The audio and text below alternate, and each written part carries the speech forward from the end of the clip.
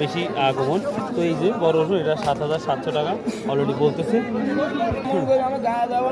এই যে রসুনটা দেখতে পাচ্ছেন আজকে এখানে সবগুলোই বড় রসুনের অ্যারেঞ্জমেন্ট যেটা দেখতে পাচ্ছি। এই রসুনগুলো আমি আজকের বাজার যেটা দেখতে পাচ্ছি এটা 7,800 টাকা বা 7,700 টাকা অলরেডি বলতেছে। আসসালামু আলাইকুম রহমতুল্লাহ ভিউয়ার্স, আশা করি আপনারা অনেক অনেক ভালো আছেন।